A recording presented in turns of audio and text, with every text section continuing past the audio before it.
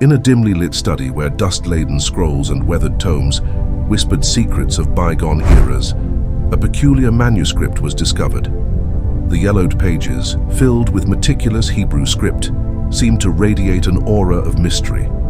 The text hinted at a revelation long buried in the sands of time. The serpent in the Genesis story was not a serpent at all.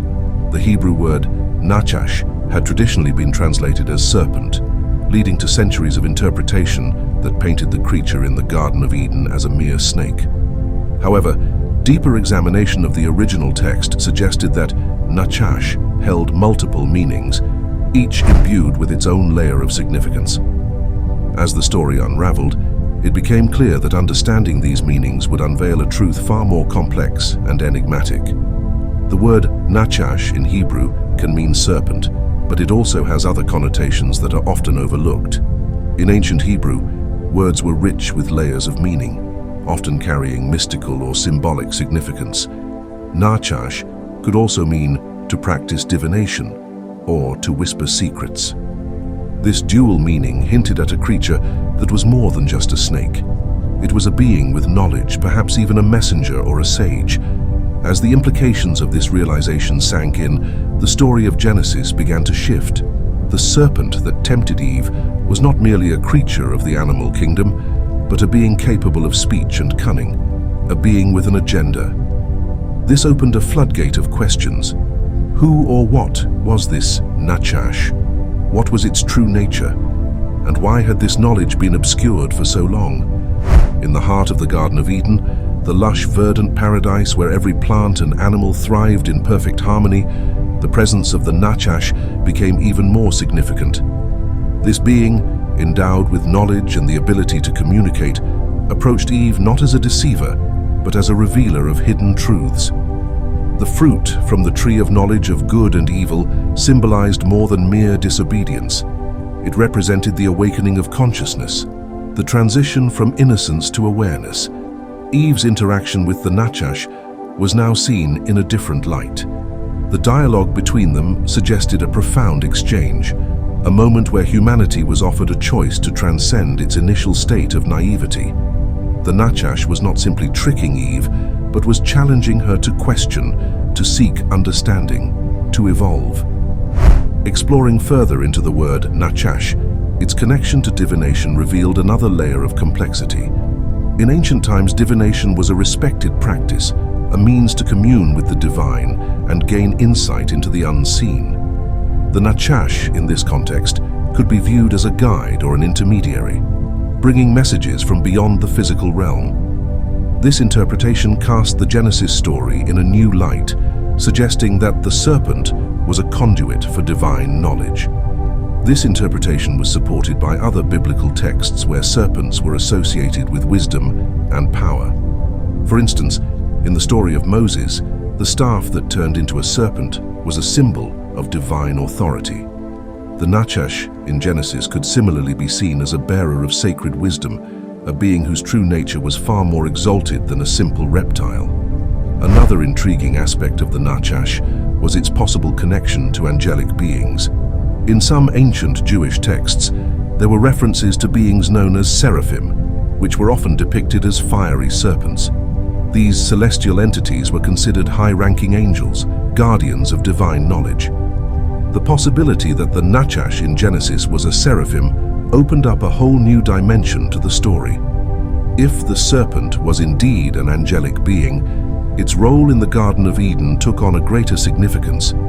It was not merely a tempter, but a herald of enlightenment, an entity that catalyzed humanity's journey towards self-awareness and spiritual growth. This perspective transformed the Genesis narrative from a tale of sin and fall to a profound myth about the evolution of human consciousness. The serpent as a symbol has a rich history across various cultures and mythologies. In many ancient traditions, serpents were seen as symbols of rebirth, transformation, and healing. The shedding of their skin was a metaphor for renewal and regeneration.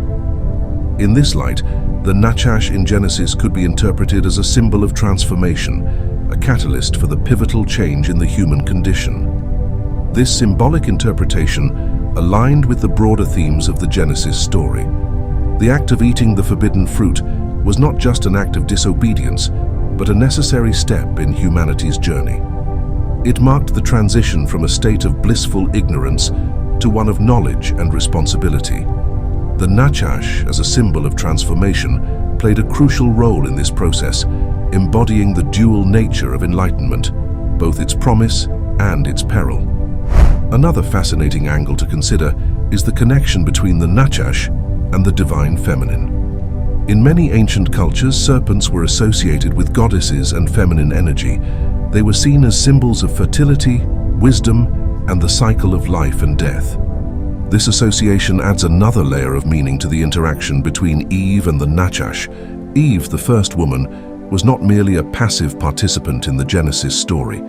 Her encounter with the nachash represented the awakening of feminine wisdom and intuition. The serpent in this context was a guide, leading her to a deeper understanding of herself and the world around her. This interpretation celebrated the feminine aspect of divinity and highlighted the integral role of women in the spiritual evolution of humanity. Throughout history, the true nature of the nachash may have been deliberately obscured. As patriarchal structures solidified their control over religious narratives, the empowering aspects of the Genesis story could have been downplayed or reinterpreted. The serpent was cast as a villain, and Eve was portrayed as the source of original sin, diverting attention from the deeper meanings of the text. This suppression of knowledge had profound implications for how the Genesis story was understood and taught. By reducing the nachash to a mere snake and framing the narrative as a tale of disobedience, the more complex themes of transformation, enlightenment, and the role of the feminine were overshadowed. Revisiting the original Hebrew text and its various meanings allowed for a more nuanced and empowering interpretation to emerge.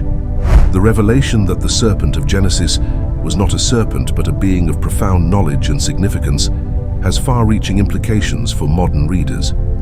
It challenges traditional interpretations and invites a re-examination of one of the foundational stories of Western civilization. This new understanding encourages a deeper exploration of ancient texts and a willingness to question long-held assumptions. In a contemporary context, the story of the nachash resonates with ongoing quests for knowledge, self-awareness, and spiritual growth. It serves as a reminder that true wisdom often comes from questioning and seeking beyond the surface. The serpent in the Garden of Eden, far from being a mere tempter, represents the enduring human drive to understand and evolve. As the story of the nachash continues to unfold, it remains an eternal mystery, a symbol of the unknown and the unknowable. Its true nature may never be fully understood, but its impact on the Genesis narrative and its broader implications for human spirituality are undeniable. The serpent in the Garden of Eden challenges us to look deeper, to embrace the complexity of ancient texts, and to honor the rich tapestry of meanings that they hold. In the end, the story of the nachash is a story of transformation. It is a tale of how humanity was offered a choice, a moment of awakening that set the course for our journey through history. The serpent was not merely a serpent, but a profound symbol of wisdom, change, and the eternal quest for understanding.